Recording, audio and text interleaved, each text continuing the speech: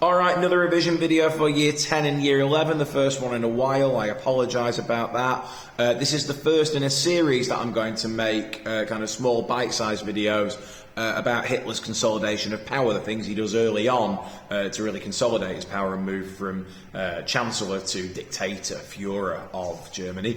So this first one is on the Reichstag fire, first step that he takes in consolidating his power, the Reichstag fire. Now, let's get the basics out of the way. You should, of course, all remember that the Reichstag is the German Parliament building. If you don't remember that, you should. So the Reichstag is the German Parliament building. So on the 27th of February 1933, the Reichstag was destroyed by a fire, and a Dutch communist, Marinus van der Lubbe, was found on the scene with matches and firelighters. There is Marinus van der Lubbe, a Dutch communist. He was arrested and confessed to starting the fire. Now, as we've seen, looked at in lesson, there is considerable doubt, a lot of doubt about van der Lubbe's responsibility, with many historians and people like that thinking that he was either set up by the Nazis, either to start the fire, or the Nazis started the fire themselves and used van der Lubbe to take the blame. Regardless of this, as I said, he was arrested, he was blamed, as were the communists in general. I'll get onto that in a second. But Marinus van der Lubbe was arrested and eventually he was executed by guillotine. Now, the really important, that is the Reichstag fire. The Reichstag burns to the ground, Marinus van der Lubbe is arrested, blamed for it, confesses to the crime and is executed. That's the fire in a nutshell. But the really important stuff, the stuff that you really do need to know for exams, is more about the consequences of the Reichstag fire. That's the key stuff that you really need to be aware of and have a good kind of understanding of. So I'll rifle through kind of the main consequences of the Reichstag fire. One of the main ones, first main ones, is that 4,000, on the night of the fire, 4,000 communist leaders were arrested because Hitler and Hermann Goering, who you may remember was the head of the police, a Nazi, said that the fire was part of a communist plot, that the communists were, it was an anti-government plot by the communists and essentially a terrorist attack, and that Germany was under attack by these communist terrorists. So 4,000 communist leaders were arrested on the night of the fire. So that straight away gave Hitler and the Nazis the opportunity to try and get rid of, or they did get rid of, a lot of their communist opposition. And if you remember, the Communist Party are arguably the main competition to the Nazi Party at this time.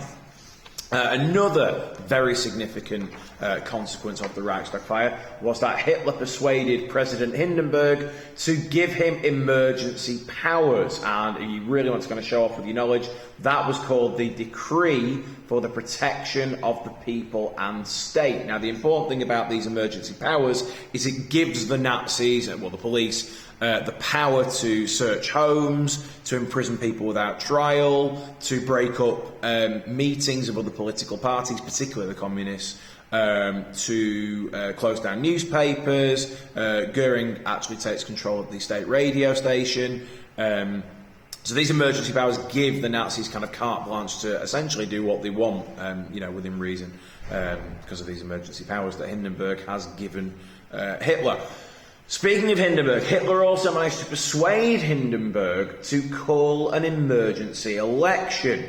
Now, the reason for this was Hitler wanted a new election because there were no Nazis in the cabinet, and he needed more kind of seats in the Reichstag to extend his control, because they were the biggest party in the Reichstag, but Hitler felt that they needed more seats in the Reichstag to really exercise control, and I'll kind of talk more about that. Well, now, I've just noticed there's a spelling mistake on this, typical. It says, Hitler did much better than previously, which I've spelled with an extra U for some reason. Hitler did much better than previously expected in the elections on the 5th of March 1933, so literally just a matter of days after the Reichstag fire.